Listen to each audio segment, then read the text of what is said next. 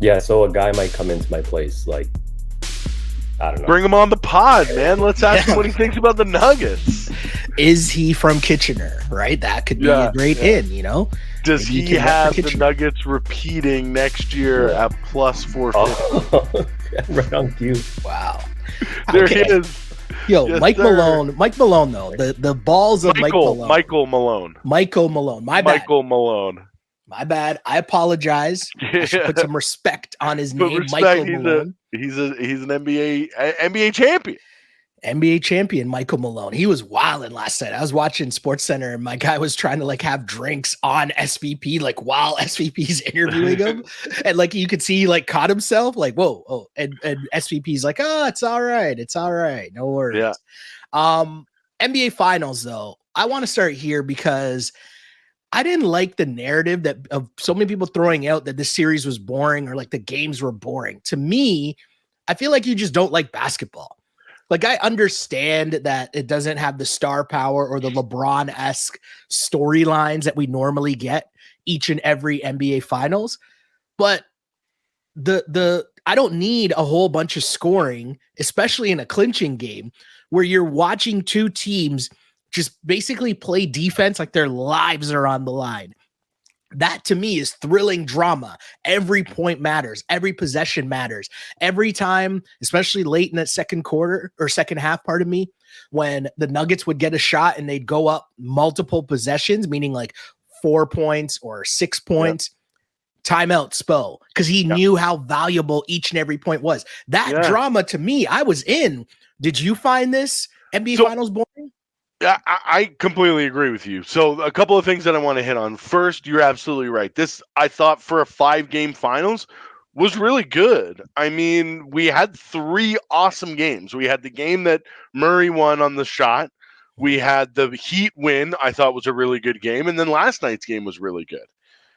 You brought up Spo and calling the timeout. The thing that caught me was, I don't know if you caught this really late. Maybe it was a minute 30, 2 minutes left to go in the game. Something happened on the Denver. Oh, it was Butler stripping, or Lowry trying to strip Jokic. It looked like he got all ball and he wanted to review it, and Spo didn't review it. And like, there was a minute and a half left, I think, but I don't know. He could have used it as a timeout. I understand not wanting to waste it, especially, when things get down to that 30-second point. That's when things get really hairy in the NBA, especially in playoff games.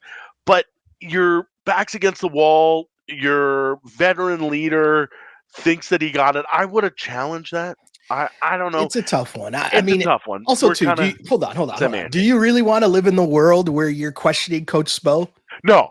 Listen, do you know how NBA Finals Spo's gotten to? Do you know how many I've gotten to? There's a big discrepancy there. But the crazy part, though, is Spo, like, this might be Spo's greatest coaching job ever, right? Like an 8 seed making the title game. I mean, or the finals. How many times has that happened in the NBA? Ever? I mean, an 8 seed. So there was a strike here, right? Of the Knicks, New York right? Knicks, right? Yeah, but Knicks. It's a strike here, so a lot of people don't really count that for sure. But I mean, other than that, I mean, this is an incredible job, and a team that's basically outside of, Lowry, Adebayo, and Jimmy. They didn't have Harrow. Duncan Robinson is a completely different player than he was. Kevin Love is a shell of himself, and they have all these role players. But Spo is so good at that. We saw that with the Heat. With the Heatles, with LeBron and Wade. Sure, you can have LeBron, Wade, and Bosh, but it's about filling out the back end of that roster to make sure that you have a winning culture. You kind of promote that Heat culture, and you have winners in there. And he's so good at coaching those guys, as well as massaging the egos of some of the bigger stars. We saw him and Jimmy Butler almost come to blows earlier this season, right? And like we saw LeBron chest bump him in the early days of the bad boy Heat earlier this decade or last decade. I mean, there's a lot of give and take with Spo. It's awesome, but he knows what he's doing. And absolutely, I put him in the definitely the best coaches of the last 25 years. And I'm sure that, historically he'll be right up there, in the top 10 coaches all time. Yeah, I mean, it's really crazy when you think about just the accomplishment of the Miami Heat. But I like the fact, I'm going to be honest here, that they lost, because I don't like what the Heat, what the Lakers did. I don't like this whole punting of the regular season, or the attitude that you can just punt the regular season. I like the fact that the Nuggets were the best team in the NBA. But for they the whole punted the regular. last month of the season. But they were the top. No, but that's a little bit different than like Jimmy Butler essentially not caring about the regular season, or Right. LeBron taking like months off in the middle of the season while the Lakers then retool their whole roster. Like, I know that they had to do that, but the whole notion of, we spent so much time this season focusing on the Lakers in 12th place, right? Whereas the Nuggets were just chugging along. And then the assumption made by a lot of non-basketball heads that you were just going to be able to come playoff time, boom, turn it on, and then the Nuggets were going to be done, the Kings were going to be done. Like, all these teams were just going to lose. Mind you, I mean, Ja Morant played a huge role in a lot of things we can get to. But I like the fact that the Nuggets won, and I like the way that their team was constructed. I like the fact that they had their superstars, they had their homegrown talent, and they built around them. And something that we talked about on this pod, again, real basketball heads, right? Like, we talk about this a lot. The difference to me with the Nuggets, obviously, Jamal Murray is healthy, but the big key was bringing in role players like Bruce Brown and KCP. Those people balance out your roster and make you into a championship contender, because they're guys that they don't need shots. You don't need to give them the ball and have them like try to cook an ISO or whatever. No, they play their role. They play defense. They do the dirty work. And you're able to throw multiple bodies at someone like Jimmy Butler. Yeah. There's a reason why he was worn down come the end of that series.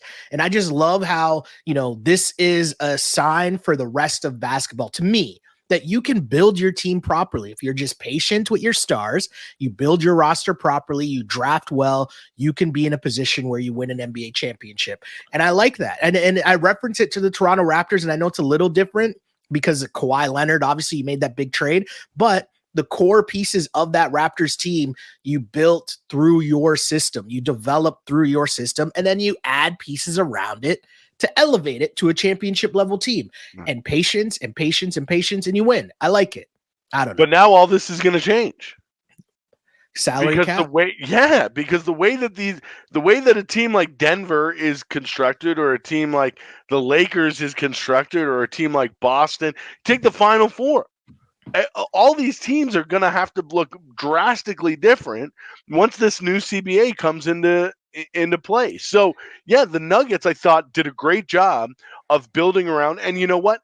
They're kind of in that same realm of, it's really going to – it looks like with this new CBA, you're going to be able to have the two guys and then fill out the back end of the roster getting creative, which means that somebody like, and I know he didn't have the best finals or even the best playoff run, but I would say a guy like Porter Jr. may be expendable. A guy like Aaron Gordon, who may be due for a new contract in the next couple of years, but it doesn't matter to the Nuggets because they've already won the chip. But I'm saying in this copycat league that we have, I don't know how much copycatting of that team can happen over the next couple of years. I just think that it's the reality of being able to build a team around your superstars, right? Like you with Jokic and the type of big guy that he is, having a power forward like Aaron Gordon was so massive, right? Someone who would come in and just understand the bully ball aspect of it. Like, I got to get on the glass. Didn't need 100 shots a game. Yeah. And that's a lot of credit to him, right? To adjust his game and not be so focused on the stat chasing that, he might have been on when he was in Orlando, right? So I don't know. To me, I thought everything was great. And Jokic, you as a Philly fan, I was thinking last night, just all the talk of Jokic being MVP. I'm thinking of Embiid sitting on his couch holding his MVP trophy in tears as everyone's basically trying to just say that Jokic should have been the MVP this season, but 100%. He's the first player in NBA history to lead all players in points, rebounds, and assists in a single postseason. Yeah. That is the epitome of gangster work, though. That is incredible. I'm not trying to make any kind of defense for Embiid, especially what happened in the playoffs, but the MVP is a regular season award. For sure. And what Jokic did in the postseason, I think, was solidify himself as the best player in the league, which is different than the MVP of that season. Totally fair. However, what I'm hoping that Embiid is doing is sitting and watching how Jokic approached every game of the playoffs. There was no taking games off. There was no hands on the knees. There was no. He's not the most athletic guy, Jokic, but every night he showed up. Every night he showed up. Even last night, his numbers weren't only like 5 assists, something like 4 or 5 assists. Not huge, but you know what? Every time they needed him, he showed up and he produced. And that's what I hope Embiid takes out of this playoffs. Well, the big thing about Jokic, right? I think I want to, I feel like we've talked too much about everyone else but Jokic, even in this like quick, Listen, 10 minutes we've been talking. Is there anything better in the world, the culture, the society that we live in, that the best player in a sport is a guy who seems like he doesn't really care? Well, I mean, think about it, right? Even as how we just said that, like last night, my guy went for 28 points, 16 rebounds, and 4 assists. And that's like an off night for him because he didn't have over 5 assists, right? Right?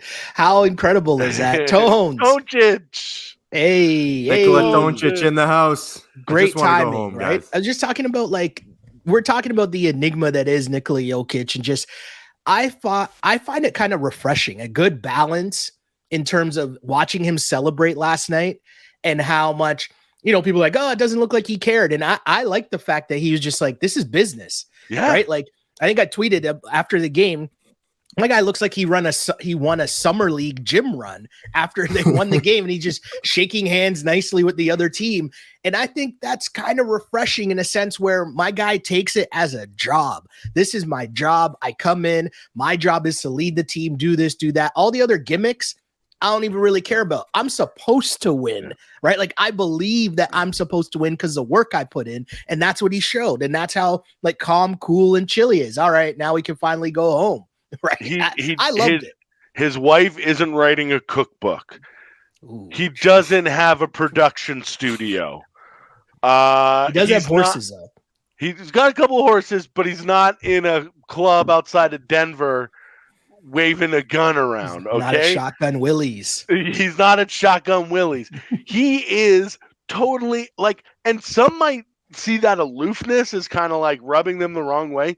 But I'm with you, Shelly. It's just like, I got a job to do. I'm the best one who can do it. I won. I want to go home.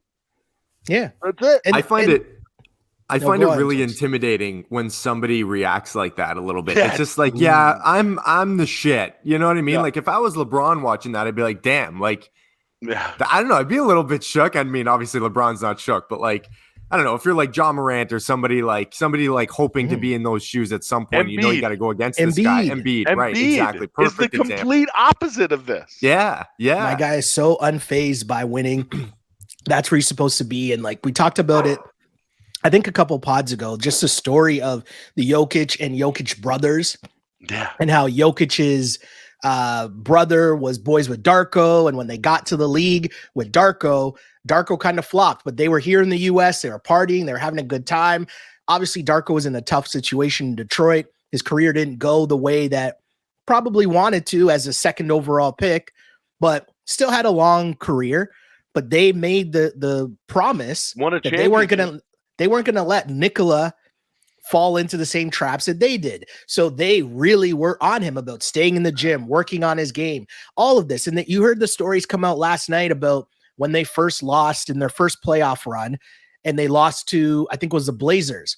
And Jokic was in the locker room crying, and he promised his team he's never going to let them down. He's going to dedicate himself. And then to see where you're at years later, where constant improvement, winning MVPs, if not for Jamal Murray getting hurt, this championship might have happened, a couple years ago. It's just such a great, incredible ride. And to have him, put in this mega work on the NBA's greatest stage, to me, if you're a basketball fan, like, you should really have loved what you just saw Nikola Jokic, because he just didn't let his team down at all. He showed up each and every night, put in work, didn't complain, despite the fact all the calls were going against Denver last night. The NBA was doing its best to try to extend this series to a 6th game. And yeah, Jokic, got to give him credit, man. That was just absolutely incredible work. And the fact that right after they win the championship, they're talking about they want more. Like, Jamal Murray's talking about, oh, like, we wanted this. We know that there's more to come. This is the first of many. He described it. I was watching the interview with SVP. He described it as this was them popping their cherry. And I'm like, whoa, slow down, my dude, right? Don't get fined. Don't get fined. But I don't know. Great NBA playoffs. I thought this was a great NBA playoffs. I was going to say, what do you think? When you take that step back, we talked about a little bit, Tones, before you came in, is that people were saying that the finals may not have been that great, but we kind of poo-pooed that. But if you take that step back and look at the entirety of the playoffs this year in the NBA, all-timer. Like, you got the 8 seed, making it all the way to the finals in one conference. And then you've got an amazing Warriors-Lakers matchup to get to the Western Conference Finals. You had Jokic going through a hot shit like a goose through the Towns and Gobert, and then Booker and KD, and then finally taking down LeBron in 4 games. Like, unbelievable performances, great series, even if not all of them were 7 games. Yeah, even that Lakers series, though, right, Tones? Like, those were close games.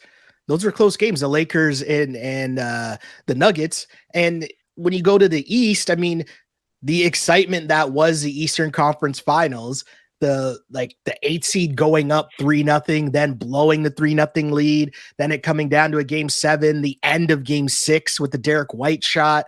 I mean, go back to the end of, was it game 5? Did they beat the Bucks in 5, where basically the Bucks just like shit their pants down the stretch, and Giannis was basically throwing the ball out of bounds because he wanted no free throws. But the drama of the NBA playoffs were so incredible. And I dare you to even take it back to the play-in, and the fact that Miami was so close to losing. Like, they lost the first play-in game, almost lost the second one. Think of how crazy that Raptors Bulls game was, where the Raptors blew a 19-point lead. Like, the NBA playoffs were just on fire the entire time. And I want real basketball fans to be able to enjoy that and not have to like fall into this trap of, oh, because it was 94-89, that game sucked. It's like, you're allowed to play defense, right? Like, that's allowed to be a thing where it doesn't have to be just all 3-point shots all the time for us to enjoy a basketball game. Yeah. I think for like the casuals like myself, I think this is something that this playoffs is something that we've been asking for such a long time, right? We didn't always just want 1 seed versus 1 seed. Well, hey, you got it. You got an 8 seed making it all the way. You had a 6 seed going deep. Like, this was kind of perfect, right? So I know I enjoyed this. I enjoyed this playoffs a lot. Like, I watched more playoff basketball this year than I ever have. It's been growing exponentially for me year in, year out. I'm like, man, it's hard to not watch this league. Like, it's just so entertaining. I think the one thing it did lack was that like one defining moment that we're going to be talking about for like a decade to come. And I know that's, that's a rarity, sure. But I do think NBA and basketball as a sport like lends itself to those moments a little bit more. Like, Shell, you mentioned the Derek White shot. I think that's something that I'll remember. That's what I was going to say. Maybe like in 3 or 4 years, like, it's Derek White. You know what I mean? Like, and they lost. And I remember they got blown out the next game. Exactly. Right? Exactly. There was those early like Jimmy Butler performances in round 1 that were just like insane. But yeah, I think that's the only thing it was missing. But like, that's the only knock you can really give it, right? It was really entertaining to watch. I enjoyed it thoroughly. One last question for you guys on this NBA Finals. Of all the people involved last night, who would you have wanted to party with the most? Michael Malone. Michael Malone. Coach Malone, man. He was getting after it, bud. Yeah.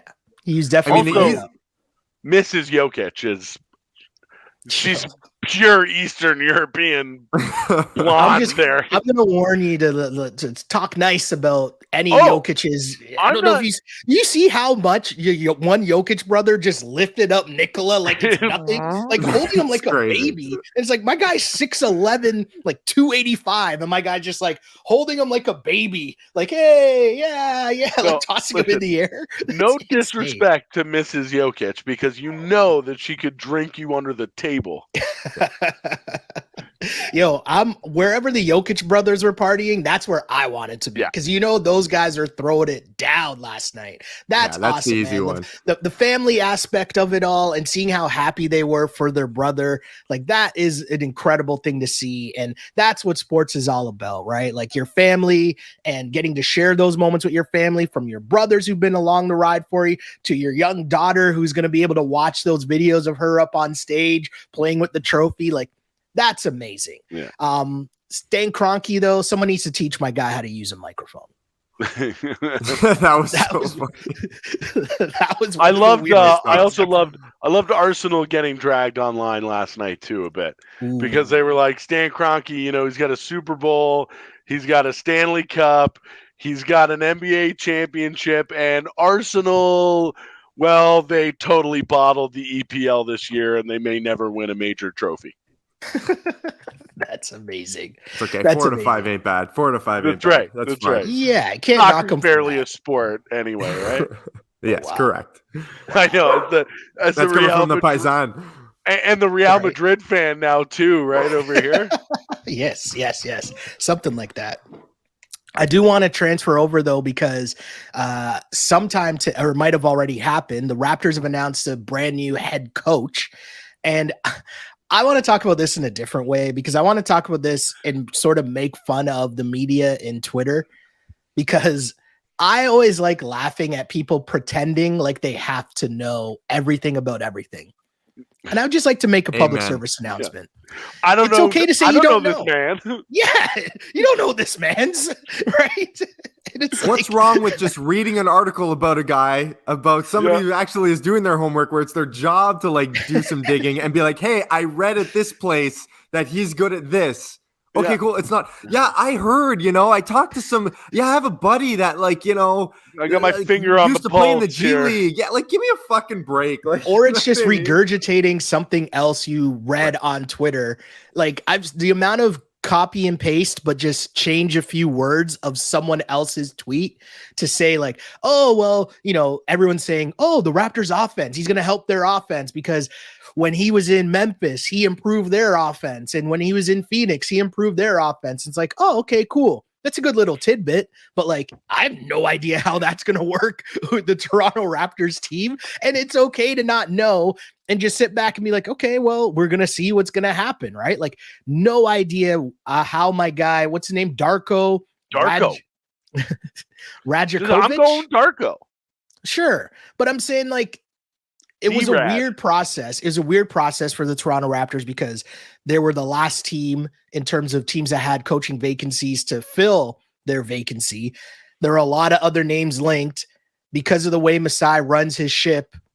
It's not like anything ever leaked. So nobody knew he was going to be the coach, even though all the other big names were off the table. I like where we're at right now, just in terms of the NBA calendar, because nobody knows what's about to happen, and it's a beautiful place to be. And Fred VanVleet declines his offer sheet, and everyone just assumes, oh, he's gone. It's like, guys, it's not how the NBA works. You decline it because he's going to make more next year than the 22 mil that his contract was for. So you decline it and you re-sign it. Gone. Right? No, I go the other way. I think the Raps are going to overpay him to stay. Because if they let him go, a lot more for him had you gotten rid of him at the deadline. Yeah, man, you are correct. You are absolutely correct. They should have traded him at the deadline. They should have gotten pieces for him. You're either going to lose him for nothing, or you're going to overpay him.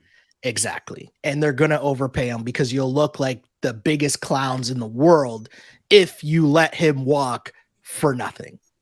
That is a terrible look if you're the Toronto Raptors. I want to ask you guys a question because I think it needs to be asked. If Darko doesn't work out, and, you know, X, Y, and Z happens this summer, and, like, let's say Fred's gone or whatever, and this team just stinks. Is it, like, too early to have the, like, is Masai washed conversation? Like, is this, you know what I mean? Like, and I don't want to get ahead of ourselves here because there's a lot that's going to play out here, but, like, we all said it was crazy. I don't know how you guys felt about it, but I remember us, like, talking at work and stuff like that. Like, thought it was insane that they didn't trade off some of these guys at the trade deadline. It just didn't make sense from a team building perspective, whether you know basketball or not. And now, like, going into this offseason where it seems like I'm like, where are they going? And no one knows, right? But, like, it just seems crazy. But I don't know. If this doesn't work out and they stick next year, like, are we comfortable having that conversation in this city? Well, first, they are going to stink next year. I don't think they're going to be good next year, first. But I'll let you go, Webby. Sorry.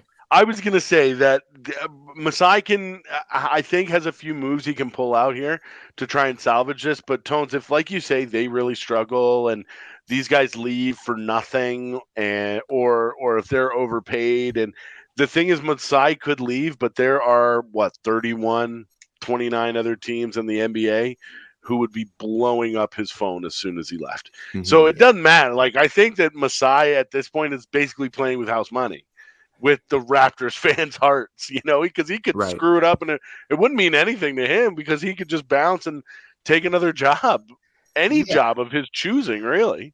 I think Masai leaves when he wants to leave. I don't think there's a scenario where he gets let go. Like, things would have to get really bad, and I think that he would leave before, like, he gets fired by MLSE. The other part, though, is that I think the part that we will never fully know about is if what they're kind of allowed to do. And what I mean by that is if he went to the board and said, hey, we probably should blow it up, there's a world in which the board is like, we don't want to tank. We want to continue to sell tickets. We're a business. We want to be able, like, we have these projections where we want to raise ticket prices by this percentage each and every year. And can we do that while publicly saying that we're tanking? That's the part that we don't know about. And if you're Masai Ujiri and you wanted to trade everyone at the deadline, but you know that, you know, a month after the deadline, you want to put out a press release about next year's season tickets and ticket prices are going up, can you do that while being like, hey, we just sold off our whole team at the deadline and we're tanking and hopefully we'll get some ping pong balls to maybe have a 3% chance to get Wembanyama, right? So that's where I think the push-pull comes when you're dealing with a corporation like MLSE. There's other business entities in mind, and you can't just come out and full-on say you're going to tank. That part sucks because now you end up playing this role in the middle, which I think that's what they want. They want to just be a team where, like, and I'm saying from a business standpoint, right? From a business standpoint, you make the team competitive, you make the playoffs, you get some extra playoff dates, playoff money, all that fun stuff. And if you win, cool. But you definitely don't want to be in a position where you're tanking, because the biggest thing I say all the time is they still don't understand the fan base. Like, they're worried that if the team sucks, people will stop following the team. And that's not, there's so many people in Toronto that is not the case. Yeah. But they don't understand their fan base. They want to be able to charge a lot of money. This is not a market now of uneducated basketball fans. Mm-hmm. You know, the board, the company that owns the team may think that, but that's not the case. And I would think that if you polled Raptors fans of, do you want to keep the status quo, or are you okay throwing away a season or two to make sure that the team is good in the future? I would say that, you know, you'd probably get 80-90% of the fans saying, I care about the future of this team.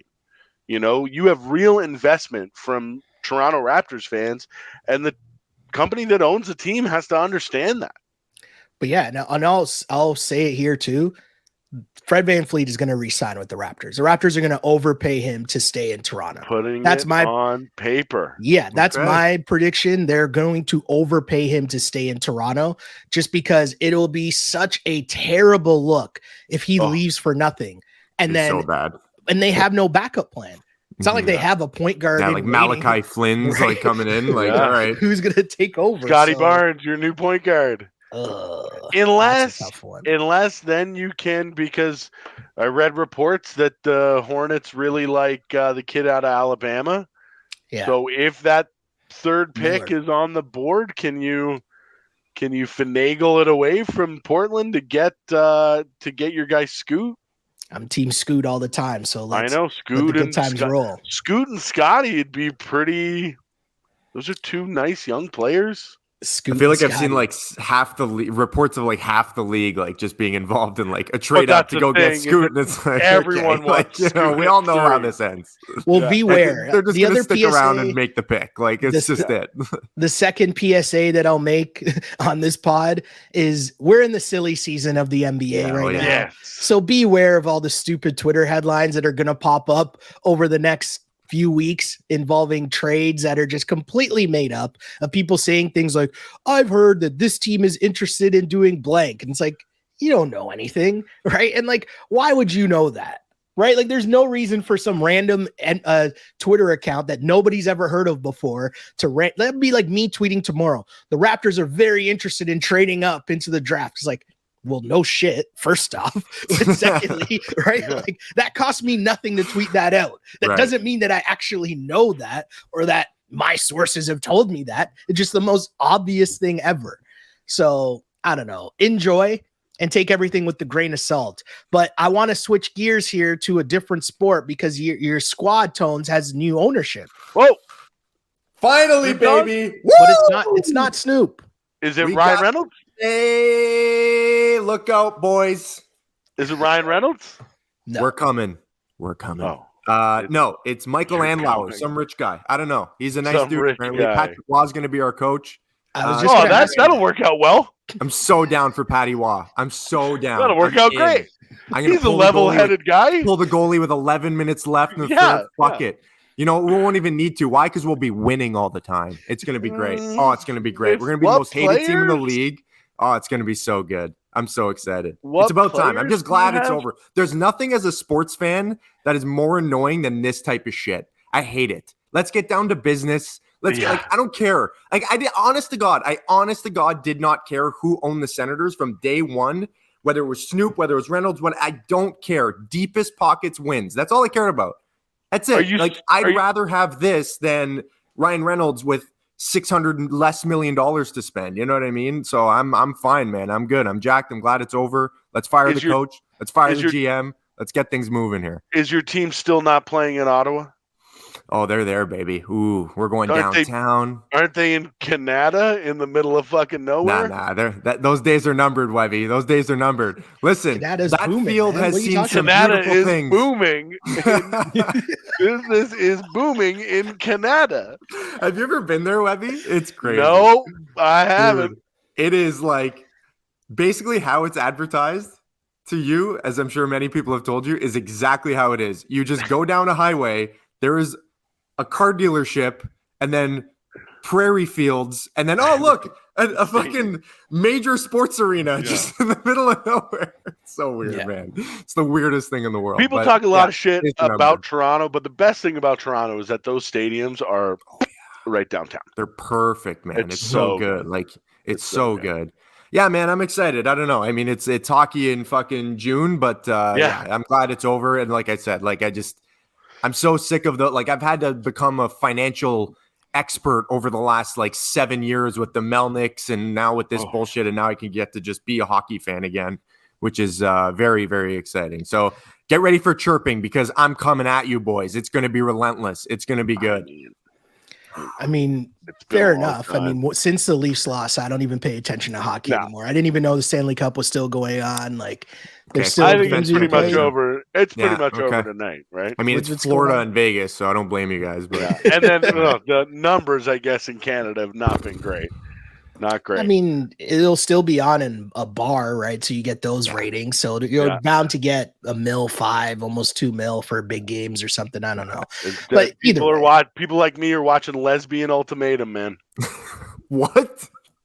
That's where's my boy Timmy Hags? How is this guy still in? This guy still in Timmy's apartment? It's been like 40 minutes. What are they doing? What could they possibly be doing? Okay, hold on a second. That's not a real show. First off, so Ultimatum on Netflix, right? That's the one where there's 8 couples, and they're like, okay, I've given this person the ultimatum to get married. We're gonna have 3 weeks with a different partner. that they choose. Okay. From one of the other couples, and then another 3 weeks with the person that they came with. Okay, and then they're either gonna get married. Toad's trying to figure out what's happening. Listen, I got you, Webby. Hold on, I got you, Webby. You come on this show with your partner. Okay. Yeah. When you come on the show, you split off from your partner, and then you end up with someone else. Yes. Now you're with the other person for a couple weeks, and then you have to decide whether no, and then you go back with your original partner for 3 weeks, and then you decide whether you want to stay together or not. Okay, basically it's Temptation Island, man. Okay, basically Temptation Island. But they got the lesbian ultimatum on Netflix, and it is so good. Hold on, I love how Webby went to his deep guy voice for that. Oh, yeah, you went in on that one. First of all, okay, how in depth do I want to get? Don't get fired. Don't get fired. Don't get divorced. Also, it's another one. One of these lesbians is very well endowed, and I'm like here. I feel like the team that's gonna draft Brandon Miller ahead of Scoot. Because I feel like right now. Because I feel like the wrong team got this one. You know what I mean? Yeah. Oh boy. The right team passed. The right, Sure, we got Gigi Hadid, but we should have been going after Lexi. The scouting report wasn't done right. What's her name? You know what I mean? But then what you also have to understand is that, like, with usual relationships between men and women, there's two different kinds of crazy coming in there. There's guys who are crazy, and there are girls who are crazy. And they're very different, but they're also very entertaining when they get together. When you get two crazy females just going at it like rams with the horns, it is fantastic. There's some real. Hold on. Do you watch this show with your wife? Is your wife into this show? No, I watched the first one with her, and then she was like, "This is dumb," and I was like, "This is incredible television that I am 100% in on." So I've been banging it out, and it's so good. There's villains, and it's good stuff. So that's what I've been doing instead. So every other night, right, like I was watching the NBA finals, but then on the NHL, I'm like, I don't really care about the Vegas Golden Knights. I like Chucky. And he's had a couple of good moments, but for the most part, I'd put the hockey game on the iPad, and I'd put the lesbian ultimatum up there on the big screen. Is her name Lexi Goldberg? Yeah, it is. Her IG description is once called our generation's Pam Anderson. By who? Wow. By this guy. I've never heard of her in my life. She heard my statements. That sounds very self-proclaimed. I always do you guys do this too? Like anytime there's like these thirst trap people here, like do you see like, oh, who out of my friends like follows this person? Right. Like I have one buddy, which I'm surprised is like that low. I'm surprised it's not me. I have that person is fucking checks out aggressively. So I'm not gonna put him on blast. But I was gonna say it's always the same couple friends, right? Yeah. That no matter the hot girl's like IG page you stumble upon, just to be like, wait, who is this person? And you don't follow them. You're just like stumbling upon, discovering this person. But you have the same 2 or 3 guy friends who always follow those accounts. I'll tell you a story.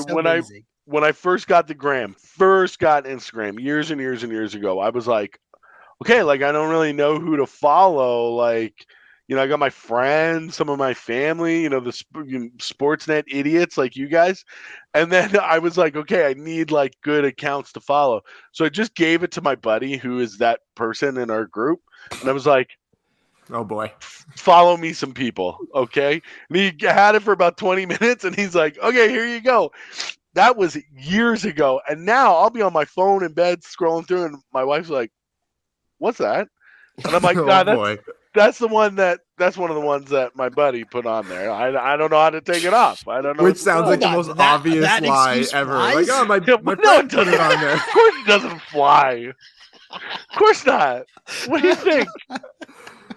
I'm not married to an idiot. I am the idiot. She's married to an idiot. Oh man, that's amazing. But speaking of following IG women, I'll say, we got to talk about your man Zion. I know this was last week, but I'll be honest, I was on vacation in Spain, 6 hours ahead of us here in North America, and I happened to just pull up my phone. And all of a sudden, like every third tweet, like I'm just scrolling past and not really paying attention. I'm like, yo, what did Zion do? Oh, okay. So to catch up the people who might not know, I'll give a little quick Cole's notes. Zion Williamson had a gender reveal. He is having a child. It was a very nice video, pictures. A lot of money put in that. Yeah. Congrats, Zion. Maybe this will turn things around for you. Looked like a great time. But soon after said gender reveal video was released, a woman by the name of Mariah Mills went on a Twitter rampage, just basically outing Zion for his extracurriculars, we'll say. And this led to one of the greatest, just funniest, I don't know, 24, 48 hours. 2 days worth of tweets, man. Like every 5 minutes, too. Like they did not stop. I just want to know a couple things here. I feel bad. There's part of me that feels bad for Zion because he's a kid, right? Yeah. And this is where growing up in this era of social media and everything being online, like what would we know about like Michael Jordan or Allen Iverson or like, you know what I mean? Like if you have in the palm of your hands, like us, we were just talking about, you know, scrolling on IG models pages or whatever, and you see your boys following this person or that person or whomever you follow. Now imagine you having the access to all of those people. Right? And you're 20 years old. Be doing some dumb shit. Let me tell you. I was doing dumb shit without that. It's one of those reminders of how crazy just the NBA internet culture is. And I was reminded of, this was a great tweet saying how they should have announced a Ja Morant suspension while all this was going on, because everyone was distracted by Zion. But I want to know you guys' reaction just to seeing this from Zion Williamson and what, you know, you're the GM of the Pelicans. What happens when this comes across your desk? I mean, nothing really. Like, I don't know. Like, it's just what are you going to do? Like, seriously. Like you mentioned it, like we know this happens. Like, it's not that abnormal. It's just, the fact that now it's just like out there, and the fact that this girl had like the most tweets per minute in history of Twitter of all time. Like, she just kept firing them off. But I don't know. Like, what do you do? Like, you just did you? I had more of a reaction to Stephen A's reaction. Did you guys watch that 2-minute clip? I was like, this guy is a genius. He's like, that was so good. I was absolutely dying from that. Like that had got more of a reaction out of me than the story did. I don't know. Webby, how do you feel about it? I'm pretty indifferent. How old is this woman? I'm not sure. I don't know. I've already made one suspect Google here, so I'm not. Yeah. I just feel that this is happening a lot, not just with NBA players, but a lot of famous young men, is that they're getting into these relationships with much, much older women. Ooh. And it almost, I don't want to say, because listen, Zion's making his own choices, and he's a 22-year-old kid, whatever. Yeah, you're going to make some dumb choices, but it's almost like, make those dumb choices with somebody who's as dumb as you. Correct. Does that make sense? Makes perfect sense. I know exactly what you mean. You know, a lot of these times, and I'm not just saying Zion, and not just NBA players, but even like actors and singers, and you just see these people and they're going around with like Pete Davidson. How old's Pete Davidson? No, probably like mid-30s. Looks like he's 45. Let me look it up. This is great pod. I know what you mean. And I'll buy you some time. Like, it's like this girl knew to like, I'm taking screen grabs throughout all of this. Like Right? she knew ahead of time, like this could end weird and I need some leverage. And like, she knew it was up. And it's weird too, the roller coaster ride she's been on, because she's like tweeting stuff like, used to watch Basketball Wives on TV when I was younger. Now the drama has become my life. Not what I signed up for. It's like, why are you tweeting that? Is what you signed up for. Exactly. You're literally creating the story every 2 minutes. You told on yourself. Yeah. On that one. So, you know what? I kind of agree. I do feel sorry for Zion, because it's like, here's my special day with my lady. And and then it's like, oh shit, no one's going to talk about that. They're going to talk about the 2 days worth of tweets that this thought put out there on Twitter for everybody to read. She put up screenshots of wire transfers 20 that Zion grand. sent to her. 20 grand, way more than that. It looks like Zion paid Mariah at least $55K in the past week or so. Also, she gets $107K monthly allowance from him. That's holy jeez. That's 1.2 mil tax-free dollars per year after taxes. I got into the wrong business. Just thinking the same thing. I should have been tight with Should have been watching Basketball Wives, taking notes. Right. One of the best. I'm watching Lesbian Ultimatum. I'm like Larry David. Little lesbians love me. Wow. I mean, I feel bad for him too, because one of the tweets where she's talking about how she was the only one that actually cared about his rehab and trying to help him get better and lose weight and get back on the court. Yeah, like we were training together and shit. Like, okay. But it's like, yeah, the things that we best. That's better than the treadmill, bro. Better than the elliptical, bro. Scientifically Get that proven. cardio. But it's like, I was going to say something that would have been wild offside. But my point here of what I'm saying, though, right, is like, we joke around about, Zion's injured and he's not taking it seriously. And what's my guy doing? What's he been up to? What's he rehabbing? Does he work out? And it's like, we got pretty good insight into what my guy's up to in all of his free time. Drinking Coca-Cola on the shitter. But it's also terrible that you have this Instagram model talking about how the things that we talk about, that, you need to get in better shape. If this isn't motivation for my guy to just issues, focus in and play next year and like have a full season where he just puts in mega work, then I don't know what is, man. I don't know what is. This got to be something. The best tweet, though, I did see was 30 for 30 featuring Zion and John Morant, and it was like Guns and Buns.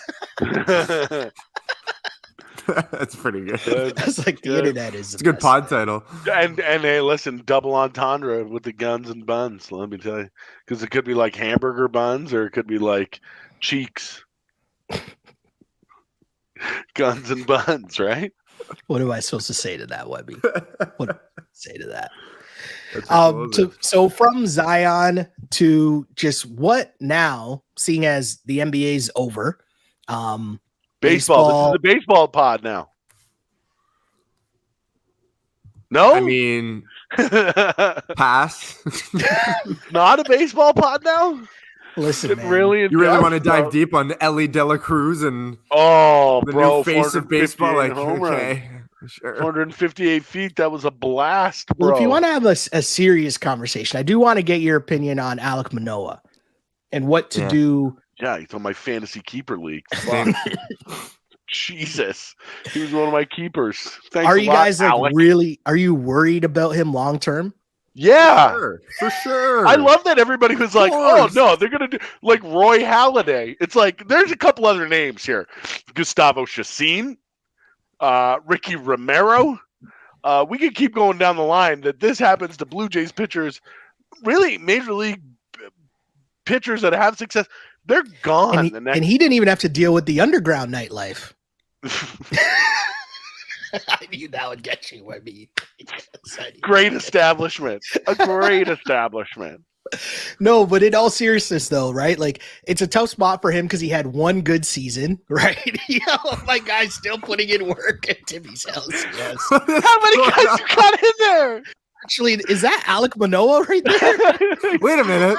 Alec Manoah's fixing my furnace. Yo.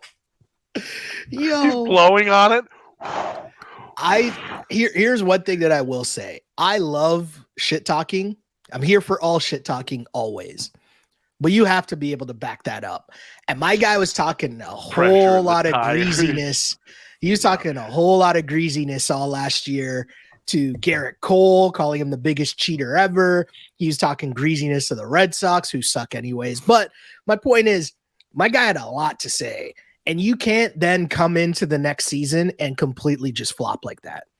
You can't. You just can't.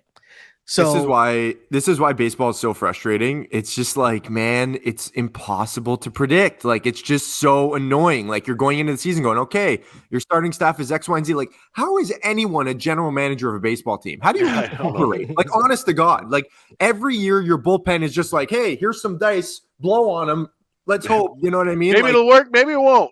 Maybe it will. Maybe it won't. Like, it's just so ridiculous. Man. And like, this is such a prime example of like, man, like everywhere down the line, he's been elite. And now all of a sudden he forgets how to do anything. And it's like, well, hopefully he figures it out. And there's no solution because he's basically under contract with you for the next like 7 years. Like, what do? You trade him? Well, now you look like an idiot. You just got to hope he figures it out. Like, and who would want him? It's all mental. Yeah, the other thing I love too is that all the promotional material, as well as like as he's like nose diving, you're watching these commercials, and it's like there's nothing I love more, even as being a former employee, of these promos of like, this is the Jays' year. Look out, AL East, we're coming, and it's like, let me look at those standings right now. It's June. 10.5 back. It's June and it's stupid baseball. So there's like 85 million more games left. I know. It just still cracks me up every time. Every time.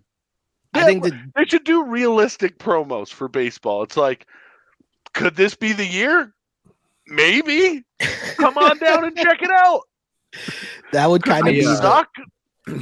We could, but we got some pretty good players. I was thinking about this at work the other day. So at work, for people who don't know, we get like a backhaul feed. So we get like, when they go to commercials, we don't see the commercials. It just takes like a random camera, and it's always this camera that is like overlooking. It's like inside the Corona flight deck, whatever the new thing is. Looking for and it is elite people watching. Elite. Like, you're sitting, like, I look forward. It's like, okay, innings over, and I'm looking over, and I'm like, all right, what's that fucking guy doing? Like, oh, look at that. You're drinking that? What the hell is that? It's a pink drink. The cameramen know what they're doing, too. No, like, and it just sits, and I'm like, you know what? They got to throw to this.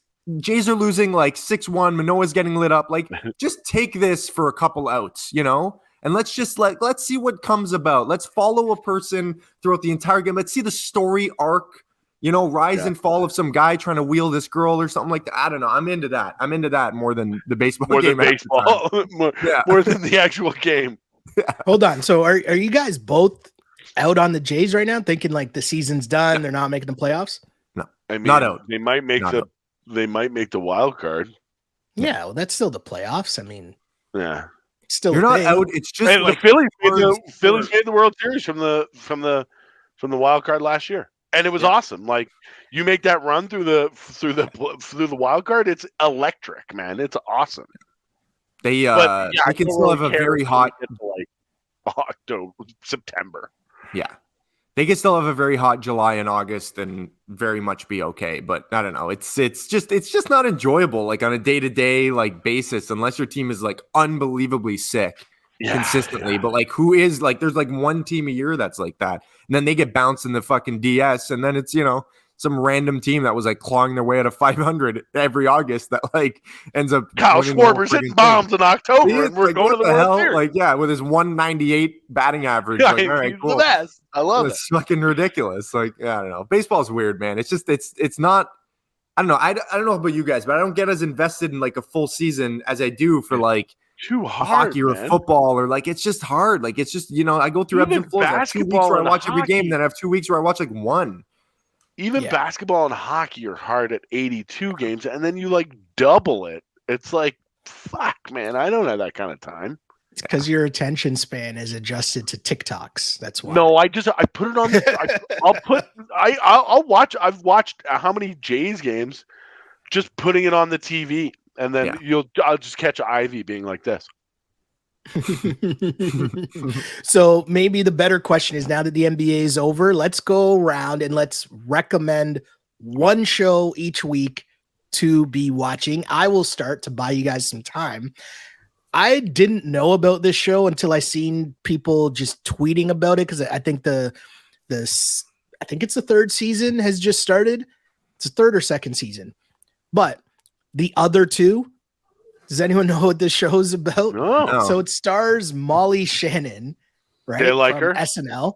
Yeah. And she's so she has 3 kids, and one of her kids, and the writers are from SNL. So it kind of plays off of real life things that they mix into like a comedic reflection of what our messed up society is now, right?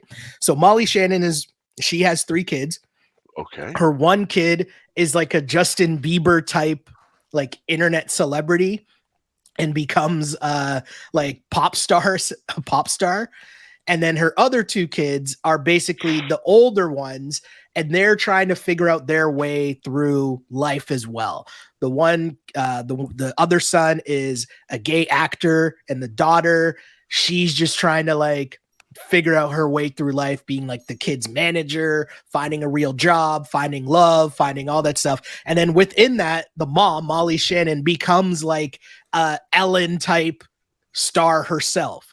And it's a comedy. And again, I emphasize that it's from the SNL writers to emphasize just how like ridiculous the comedy is in terms of blending in real life situations, but making it just hilarious. So it'll be like their take on Hollywood, and like Disney making all these stupid movies.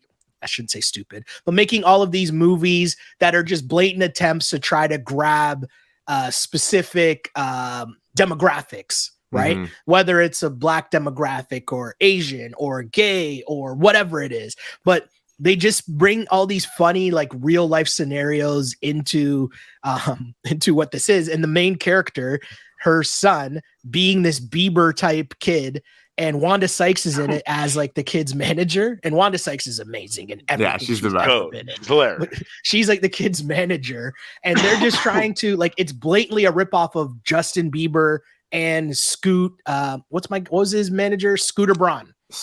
Yeah. So basically, Justin Bieber and Scooter Braun, like it's a play off of that. It's a parody of that essentially, and it's actually hilarious.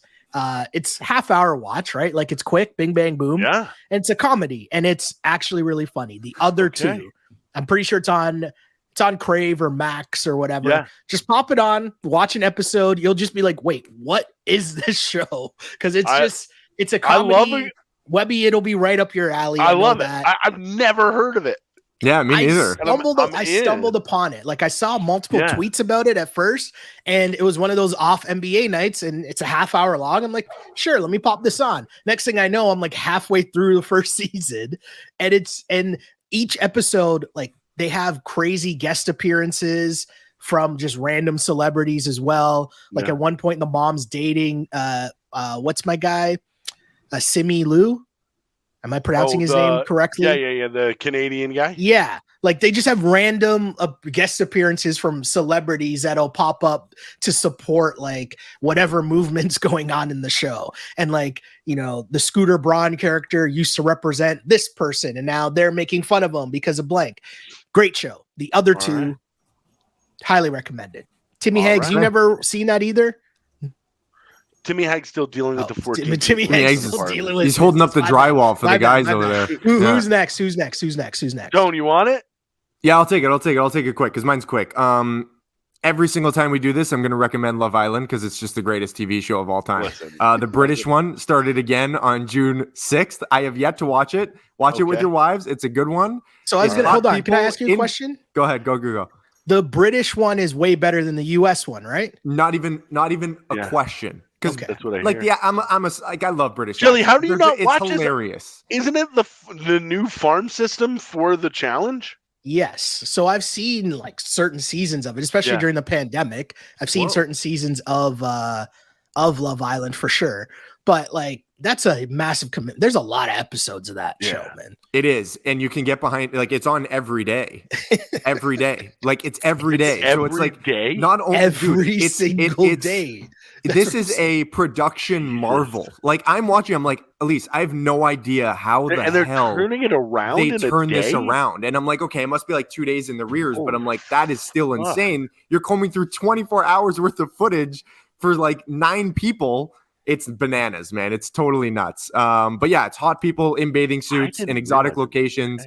There's British people. The fucking intro, the promos for it. Me and our guy Simon Douglas joke about it every single time. Previously on Love Island, it's like a horror movie, like tonight, and it's like this. The moon. They show the moon with like a wolf howling. It's like there's trouble in paradise, and then like some really dramatic line, and then like someone slaps somebody in the face, and it's like, where do they go from here? And it's incredible. It's just the best show ever. Timmy, go ahead. You're muted. You're muted, kid. The voiceover guy though is awesome on that. Is it the same as a US one? What did I miss? What are we talking about? What did I miss? We're talking your furnace.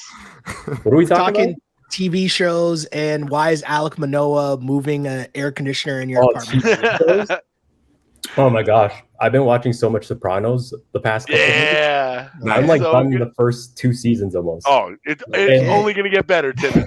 These guys that came in just reminded me of like random guys in the mob doing odd jobs. Yeah. And I'm just like, these guys are in dirty business. They're just Paulie and Bobby Baklava are bringing up your shit. Their front is replacing doors and glass doors and stuff like that. But really, they're like, we know what they're into. Yeah, so I've been watching that. Do you guys talk about The Idol? No, I was just about to get there. Yeah. But as a not recommend. As a not recommend. As a thumbs down. I heard it's terrible. It's awful. It's like it's so bad. It's a massive like car crash. You have to watch it though. You kind of do have to. I'm watching it every week. It's so bad. So it's one of they're bad, so you have to watch it kind of show. Like you have to watch for the badness. Okay. Yeah, right. Newsroom. Yo, don't hate on the newsroom level man. Bad. Don't hate on the newsroom, man. I will not tolerate newsroom slander. Newsroom level bad with this, like with the dialogue back and forth. And listen, I like The Weeknd. All right, I'm somebody who likes his music. He's got some bangers. He had that song with Daft Punk that was really good. Bro, Abel. You gotta stop acting, bro. You gotta stop acting, bro. And didn't they have to wasn't it so bad that they reshot it? Yeah. Like I thought I read before it came out, right? That they were making the show and it was so bad that they then had to go back and reshoot it to try to make it a bit better. And Webby, it still sucks. Like the acting was bad? Yeah. Like just the show was bad. Like all in all, just like what is happening on the show. I think it was like too graphic in terms of like maybe crazy. What I had heard, I'll say grape, just for the YouTube and all that. Yeah. Crazy grape scenes was just like way too over the top and like they had to redo it and all that. What I had heard is that The Weeknd is like the money behind the show, like he's producing it. And so he saw the cut and didn't like the way that his character was portrayed and then got everybody to go back and reshoot a couple episodes. Ooh. But he should have just said, bro, I can't act. You got to get somebody in here as a professional. Part of me thinks that they have him on there as someone who like hasn't acted before as like part of the allure of that character. Cause he's like supposed to be some like cult leader. So he comes off as weird because like he's a bad actor. I don't know if it's on purpose or not. When they were talking about Prince, I was like, nobody in the history of mankind has ever talked like this. You are reading pages out of a book. It's nuts. It's bad. Talking like dirty to the girl. Oh, That's what I just watched before firing up this pod. It's I think I very saw awful. that clip. I saw like a clip of that, and I was like, "What is this? This is rough." Now, my Okay. recommendation actually drops in 2 days, but Ooh. Black Mirror is coming back, Hmm. and Black Mirror is incredible. Okay. Did you hand wave Black Mirror? Yeah, hand waved. Yeah, I tried to get into you're it. I couldn't get crazy, into it. man. I couldn't get into it. You're crazy. I'll give it Like, another shot. This season looks amazing. Like there's some great performers. It looks good, and every episode is different. That's what I like about it. So like, if you don't like one, move on to the next one. It's going to be totally different, but it's all so like pertinent to the days in which we're living. Right. I know So, you guys. Yeah, I should definitely give it another try. I gave it like 2 or 3 episodes. I was like, Sorry, Timmy, go ahead. Quick question. I don't know if you guys talked about it or not, but like, so did you talk about that Nick Taylor playoff, like long putt to win the Canadian Open? No, we didn't. Yeah, we haven't talked about it. No. Do you think that shot is bigger than Kawhi's shot? That's a ridiculous question. Why would you even? Why you're trying to piss me off right now? That's a disrespectful question. You're Yeah, just it's trying not to a get me major. cheese right To now. win the It's not a national major. title? Stop this, man. It's not a major. If it was a major and he did that, You're trying to get me cheese right now. if it was a 2 feet? Stop if this, it was man. a if That it, was so Don't- triggered right now. You're not being. You're trolling me right now. You're trying to be Mad Dog right now, and you're trolling me right now. There's no way you're actually asking this question. if he had waited a week and it was the U.S. Open and he did that, I'd give you maybe, but it was just the Canadian Open. Kawhi's was Eastern. Well, now Exactly. No. that's a Conference second final. round series. That's a second round series. They didn't win anything. I got cheesed because Jim Nance, who is not my boy, and I will forever hate Jim Nance, was like one of the greatest moments in Canadian sports history. I'm like, shut the fuck up, Jim Nance. You don't know shit about Canada, first off. Secondly, this on. tournament isn't even best on best. Like, who are the top, like, of the top? I don't know shit The about best golf. on best with the Raptors. You were playing the fucking Sixers.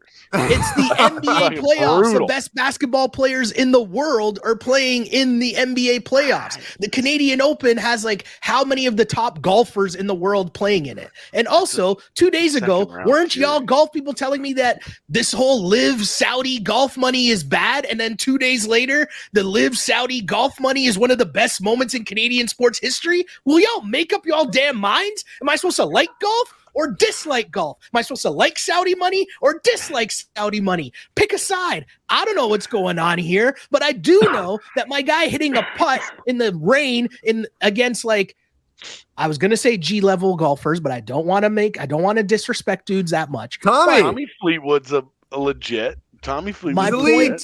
My point is, it's a Canadian Open. We know the Canadian Open is not a top flight event. We know that the top golfers in the world are not at this event.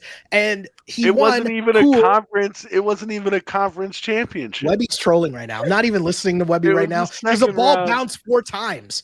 4 times. You couldn't try to do that 72 again. feet. He might be able to hit a 72-foot putt again in his life. You will never be able to take a 3-pointer over a 7-footer, have the ball bounce 4 freaking times on the rim, and have it go in at the buzzer. You can do that But- 5 but times no- before you hit a 72-foot. You guys are trolling. I'm not But no falling one for got this. tackled after, and it didn't get captured in slow-mo 4K. So I don't know. Like the coolest won a part of title. that picture It was like, oh look, it's Trill Living. He's not even like reacting. Like, oh cool. Like at least this time we got the slow-mo, like epic form tackle. He also like made sure to not land on him, so he avoided the flag there, which is smart. You know, Smart. it was really. You don't it's want to really bust good, up the you know? I shoulder. don't know. You That don't want was to pretty dislocate the amazing. shoulder. You know how I Exactly. know no one cared? Because there's no one on the streets partying after my guy hit the 72-foot putt. After Nobody's they on were the street. partying on the There's- streets after a second round playoff win. I know I had a They were nice partying party. in the country club. Trust me. Hold on. There's nobody in the streets. Lit, There's get nobody in the lit. bar watching. There's no one in the bar watching, you know, my guy win this tournament. Bars weren't packed around Canada watching. Bars weren't, the streets in MTL with people watching. There's no one spray painting a picture of my guy celebrating in downtown Toronto. There's not going to be no murals up of, what's my guy's name? Nick Taylor. Nick Taylor. There will be Household name. There would be no iconic pose. He didn't have a bad boy greatest pose sports after he moment hit in that. Canadian history. Stop the that, club man. flip. Have you heard of Joe Carter? He's American. Yeah. I'm not even. Nick Taylor's Canadian. Come on, guys. Nick Taylor's Joe from Carter, here. like off the He broke top the of our curse. heads, we could come up with like 25 moments Yeah, but they're in not Canadian gonna be sports Canadians history that are better than my guy hitting a putt in a bootleg PGA event that you guys told me again Bootleg. last week. Bootleg. This didn't matter. This tournament didn't matter. A national championship. It's the third oldest tournament in golf. It should actually be a Canadian major. Open. It should. Be a major. The unofficial fifth major. That's right. Well, under that, guys, shouldn't we care about the Grey Cup, since the Grey Cup is one of the oldest tournaments Now and you're oldest getting crazy. Now trophies you're there getting are crazy. in North American sports as well? And y'all told me we don't care about the You've Argos gone winning too far. the You've Grey gone Cup. too far. You've gone too far. Now we've gone too far. Come on, pick a side. Sorry, when You know what? Dontrell Inman's your wide receiver one out of pass. Listen, man, golf, y'all can take golf and like have fun with golf. And I understand that it's a very fun activity that people like to do to get away from their significant others and their regular life. But in terms of like actual professional sports, golf, like, cool, I get it. But I just the thing I dislike the most about golf is people trying to tell me how important it is when really it's important to, you know, a certain section of society, and that's okay. Not everything has to be a major sport or a sport that everyone cares about. People either care about it or they don't. But you can't tell me that that's one of the best moments in Canadian sports history when next week no one's even going to remember this. It's the U.S. Open. Not so, one yeah. of the. See, you're trolling. I'm not falling for this troll, man. Not falling for the troll, man. It's golf, bro. And also, 70 like, feet, the Saudi man. money, like, I just find this whole thing so hilarious. How people were shitting on golf just like days earlier because of the whole PGA and taking the Saudi money stuff. And then 2 days later, it's like, oh no, this is the greatest thing ever. Meanwhile, I'm always sitting back and just laughing at golf because it's the most ridiculous sport ever that in 2023, they still all worship an event called the fucking Masters. And yet we're supposed to act surprised that they took Saudi money. Come on, man. Miss me with all this, man. How dare you try to besmirch Kawhi Leonard and the shot? That is disrespect at the highest forms. In fact, you know what? I'm out of here, man. I'm out of here. Oh, Noted non-Canadian. Oh. Wow, he's gone. damn. That was That was amazing. incredible. That was amazing.